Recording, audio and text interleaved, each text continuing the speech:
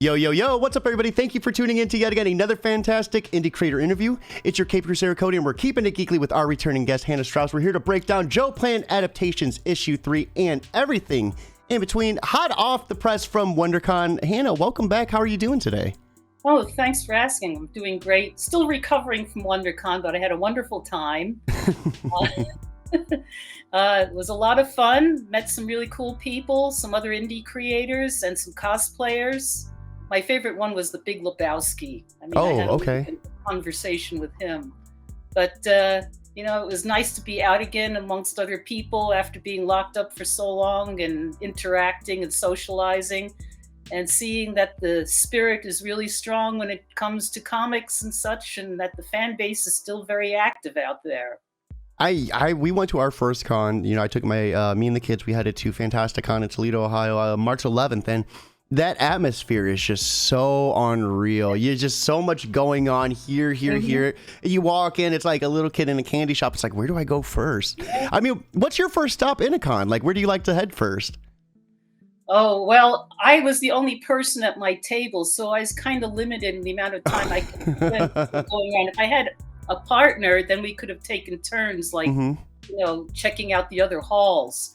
But since I was kind of restricted and I wanted to be there to meet and greet people who were interested in Joe Plant, I didn't do as much interacting one-on-one as I would have liked to, because it would have been really fun to do so. Although I did take the time to meet a couple of people that I used to work with in the past and say hello to them. They were doing like signings at their table. That's so cool. Larry Houston, who was a director on Captain Planet, and I worked with him in Filmation. So I went to see him, and a couple of other people, can't remember the name, but I visually remember them. They came to my table and chatted with me for a while. That's so cool. Yeah, but I just like the general enthusiasm of the people there, the cosplayers, the fans, the other creators. They're very supportive of each other, which is nice to see. Yeah, and I can't wait till I have the opportunity to make it out to those larger cons. I mean, maybe probably without the kids this time around, something like that big. But man, the whole con experience in itself, what type of selling techniques do you like to do? Do you like to wait for the customer or the person to walk to you, or do you like reach out to them? How does that work for you? Well, I couldn't do that much reaching out to them at this point because I was the only person at my table, but I had a nice, big, bright, big yellow banner, and that seemed to attract people over to see who Joe Plant was, and ask questions about him. If they seemed curious, I would just engage them and say hi and start talking about who Joe Plant is and to explain to them what the story was about.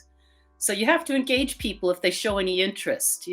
If they stop and look, talk to them, engage them, because that's the way that you can help to promote your material. So last time we had you on the show was interview 248, I believe. We're almost up to 329. So it's almost been 100 interviews in between for anyone who might be watching this for the first time, or maybe, simply just doesn't remember too much from the last interview. Can you give a little bit of a who you are and how you got into creating comics? Okay, well, I started out doing storyboards in film and animation. And during COVID lockdown, since I was kind of limited in what I was doing, I couldn't go out and do any field work in biology, which at that time I was currently involved with. So I said, what the heck? Why don't you start drawing again? So I started writing and drawing, and one thing led to another. And based on personal experiences I've had with other people, I developed this character, Joe Plant, who was a botanist. So, and he was infected by the DNA of an alien plant, which turned him into a human-plant hybrid with plant-growing powers. So that's the basis of my character. And so we're currently up to issue 3. Can you give us a little bit about issue 2 or issue 1 and issue 2? You don't have to spoil too much, but set the pace a little bit for us. Right. Well, issue 2 is entitled Origins, and that basically explains how Joe Plant became his current manifestation, go through the process with him and his self-realization. Issue 3 is entitled Adaptations, where he learns to live with his new persona and its limitations and its issues, and being a part of and integrating into the new environment that he's he's living in the new universe that he's involved with. So, but I take it from a very humorous perspective. It's nothing terribly serious. I really love the names too. I think those are really clever names. We actually have a copy of Origins here. Thank you so much for sending this out to me. I always love getting my hands on a physical. You know, reading them digitally is awesome, but there's something about opening up that book, smelling that book, holding it in your hand. It's such an awesome experience. So thank you so much for that. Oh, you're welcome. My pleasure. And thank you for enjoying it. I always like to do that. We're going to be taking a look at Adaptations here soon, but I see you're actually working on issue 4 back there, right? Yeah, that's when Joe Plant is hiding from the law in the United States. He goes down to Mexico and becomes an alias, a luchador named El Arbusto. And he joins Lucha Libre and becomes a wrestler in Mexico for a short stint. Until an incident occurs during a match in a ring that gives him away, and he's got to get lost again. So it doesn't last for too long. I don't think we really had the opportunity to dive too deep into the creative process as well. I mean, when you're doing the script writing and the art process, what does your routine look like? You know, what do you like to start with, and then how do you end up finishing it? Well, with Origins, it started out as a screenplay. You know, and I figured, you know, being such a visual person and having been a storyboard artist, I see things from a visual perspective, not just, you know, the dialogue. So I said, why don't I turn this into a comic book? You know, it lent itself that way. I had enough material to cover like the first 3 issues in a 100-page screenplay. And now with issue number 4 called Migration, because he's going down to Mexico, I'm sort of like, I'll write like the first 2 or 3 pages, have enough material to block out the first 2 or 3 pages of the story and see where it naturally leads to another aspect of the storyline. But it's pretty much, the outline is pretty much in my head. So I love how he becomes a wrestler in Migration. I mean, it seems like such a wild twist. What was some of your influence and inspiration to take it in that direction? Well, I always thought that Lucha Libre was it had such fun, colorful characters to it. You can't obviously take it seriously, but the guys who perform it are very athletic, obviously, to do the stunts that they do. And I said, oh, I think it'd be cool to see, you know, Joe Plant doing some of that stuff too. So, you know, and he's hiding in disguise, and I think he's just like covered in his leaves, and that's part of his costume. So he's able to hide it for a while and have fun while he's doing it. I really love the character design as well. I mean, I had the chance to read issue 3. We're going to actually take a look at issue 3 too, so I don't think it's spoiling too much, but there's a part in particular where hummingbirds come up to him and start like helping the pollination process happen. He starts blooming flowers, and I just love seeing. Do we see any more of that in issue 4? It'll continue. That was like an embarrassing moment for him. Actually. He was having the plant equivalent of a wet dream. Yeah. And he starts blooming, having a sex dream. So the hummingbird and the bumblebee come up and start pollinating his flowers, and it wakes him up. So he's that would be one hell of a way to wake up, huh? So when you're doing the interiors, you know, what type of mindset do you like to put yourself in? Do you listen to like any type of music when you're doing it, or you kind of just work in silence? Like, how does that look like for you? I usually watch cheesy horror movies on Tubi. The more terrible, the better. And that sort of sets my mind going. And I figure, so I said, I'll say to myself, I can't believe they got away with actually producing something like that. So I guess I'm not that bad off. So what is it about the cheesy nature that just does it for you? I don't know. It just sets off my imagination on a tangent. Yeah.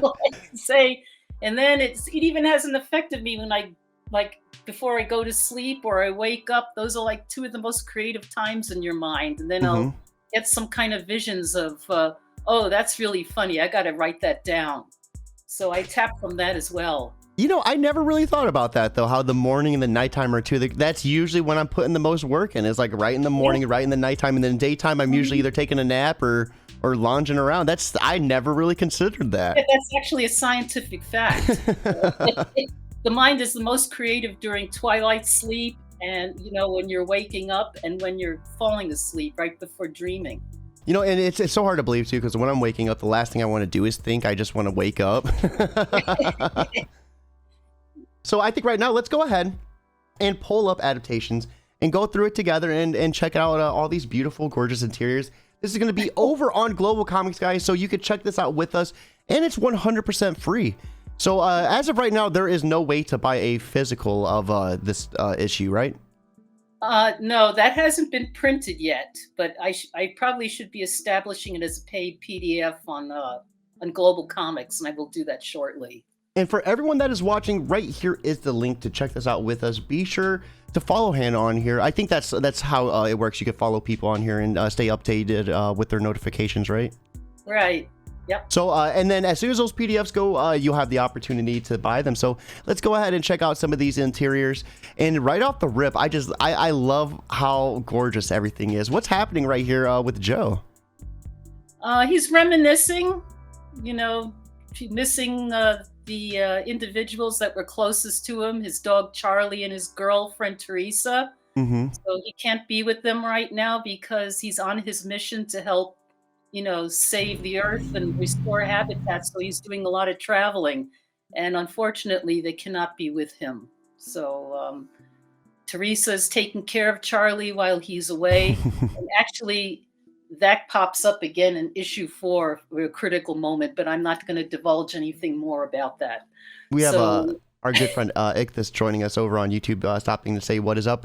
Thank you for joining us, Ichthus. It's always a pleasure to see you over in chat. I gotta ask, Joe's character is so detailed. How long does it take you to design like his hair and his face in these panels? Oh, it takes me, let's see, from start to finish. I'm in no rush. It takes me about 2 days to finish a page. Mm-hmm. From roughing it out in pencil to completing the color. So, because there's a lot of detail. With these individual leaves and the petals and everything that happened in future pages, like he's a pretty detailed character. Yeah, I get into it. It's like a Zen experience, rendering him. It puts him in a Zen mode.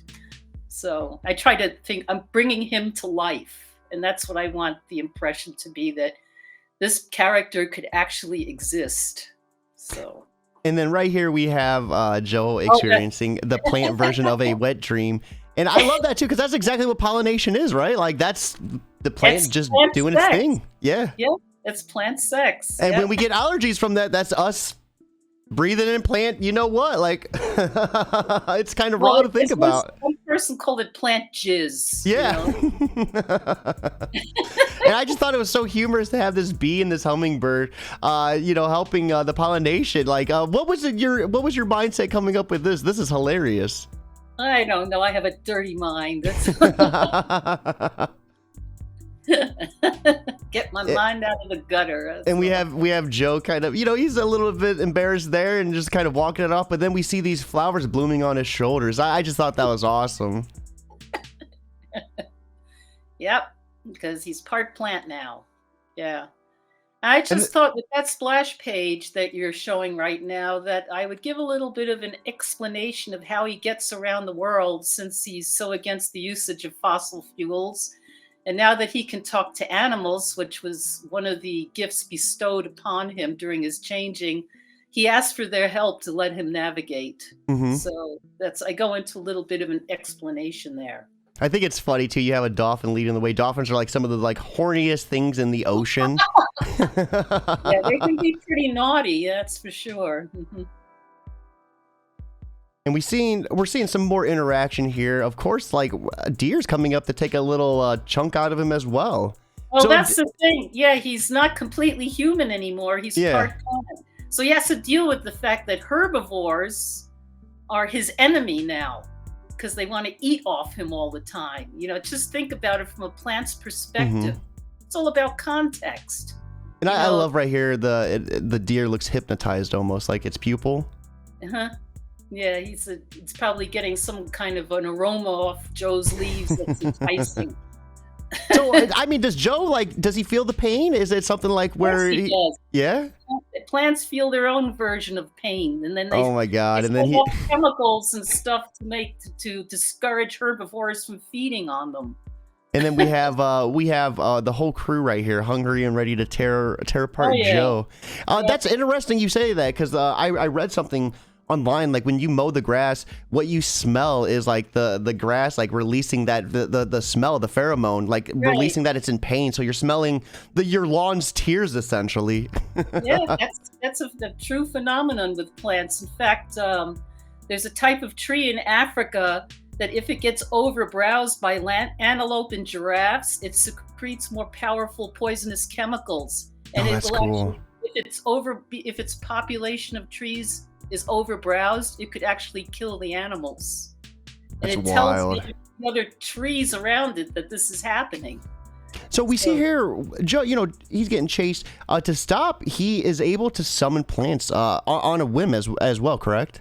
yes, yes, that's part of his process there with his restoring habitat. So here he sort of encouraged this baby oak tree to grow to give him a barrier from the animals trying to attack him and eat him.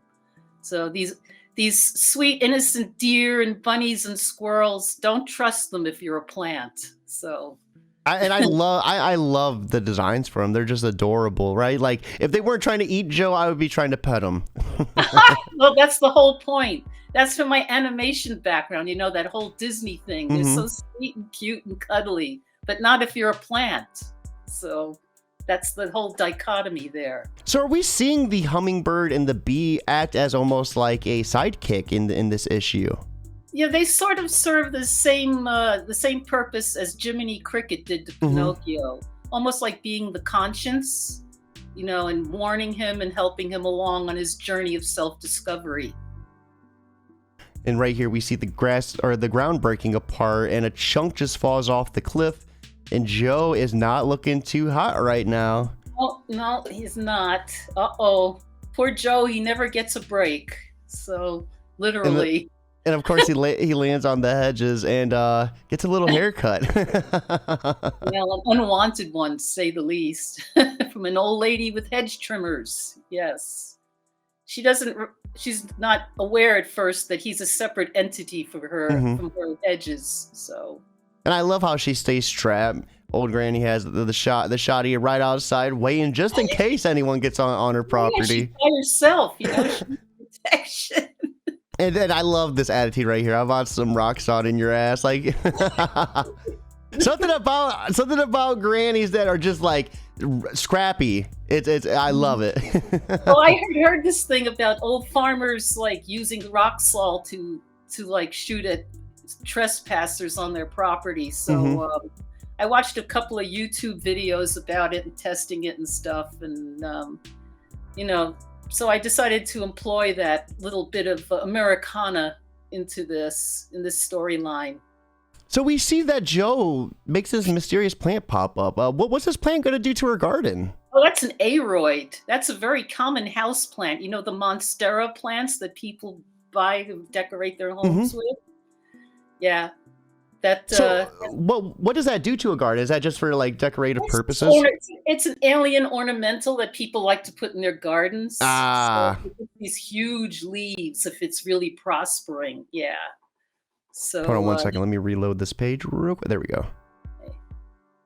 yeah. And then we're seeing some roots start to develop from the Uh-oh. bottom of his foot. Yeah, another issue that Joe has to deal with his new identity. He's starting to grow roots, which And totally goes against his, ability to be mobile, to travel around. yeah, I was So, about to say that's going to keep him kind of stationary. so he has to deal with this now. There doesn't seem to be a timeline, like when he's going to be able to root himself. But if you continue on, he has a little bit of a discussion with the alien plant about this and why he wants to know why this is happening to him. He contacts his girlfriend, who's a plant geneticist, asking if there's a way that they can stop this. So she tells him to, go to the source to find out the information, which he does. And of course, the alien plant who turned him is giving him information he's not pleased to hear. Mm. So eventually, the plant tells him that eventually he's going to have to take root or he's going to die. Ooh, that is Not a good problematic. prospect. No, no. So, but the plant does not give him any kind of a timeline of when it could possibly happen. And that is So, in itself is like such a tough thing. Like knowing you're gonna die, but not knowing. Like, I mean, we're all gonna die, and we all don't know right. when we're gonna die. But knowing that your window is significantly shorter, like it's like a doctor being like, "Yeah, you got cancer, but we don't know when you're gonna go. Could be Yeah. soon. Could be." Like that would be such a rough mindset to go through. And we see Joe like lashing out at that too. You know, I won't accept this. You know, I'm not gonna take this answer. Whew, why put Joe through this trial and tribulation? My man just does not get a break. Well, it's part of the trial and tribulations of being human too. Yeah. We all have, nobody's life is perfect. We have shortcomings and issues that we need to deal with and sort out and try to work around. Joe does end up getting a machete and keeps trimming the roots off if they become bothersome. So, which is presented in issue 4, because he And does then mention that he was going to get a machete.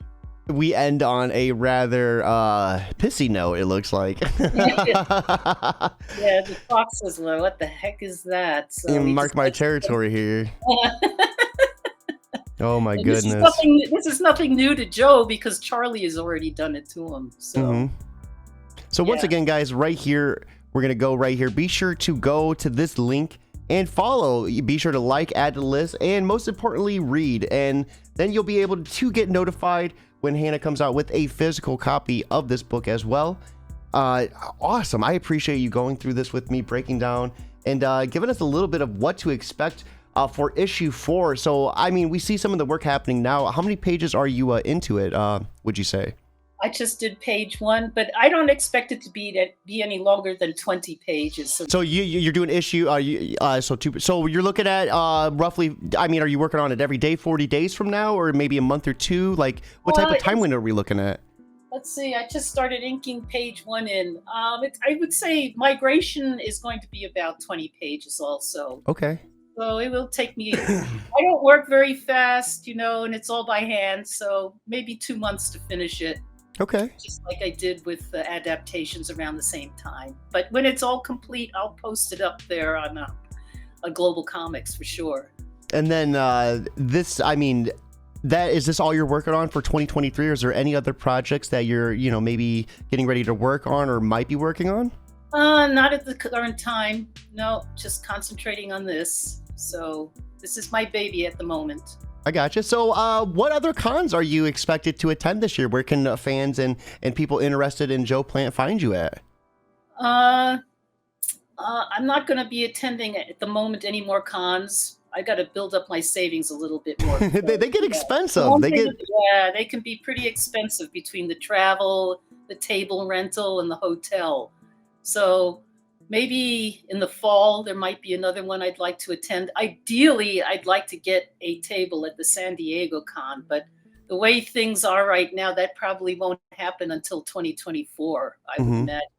Because they were so behind in their bookings because of COVID. I think they're like catching up on having bookings for the Comic Cons. And that would probably be a nightmare to deal with in itself too. Like, I know myself, like kind of like trying to catch up with like editing and stuff. That can be a hassle. Oh my goodness. The logistics involved with that. Yes. Definitely. Yeah. So they already sent me, WonderCon already sent me an application for next year, but oh, that's awesome. That's so far in advance. I can't even think of it right now. It'd be cool to attend it. I wouldn't mind attending the one in New York, the New York Comic Con, or the Dragon one in Atlanta. I heard is a real fun one too. But at this moment, I got to build up my savings before I can even think about filling out an application for those. No, absolutely. So Hannah, before we let you go, you've been on the show before, you know the drill. I get to ask you a little bit of advice for anyone who might be new or seasoned listening. So with that being said, for anyone looking to enhance their character design, make their character really stand out and pop. I think as the creator of Joe Plant, someone who is really, you could see them in a shadow and know that's Joe. You could see him from far away up close and know exactly who that is. What would be some suggestions or advice for someone looking to capture that essence within their own character? Well, just keep sketching out like roughs of your character. Do what they call turnarounds, doing a whole view of what the character would look like at different angles.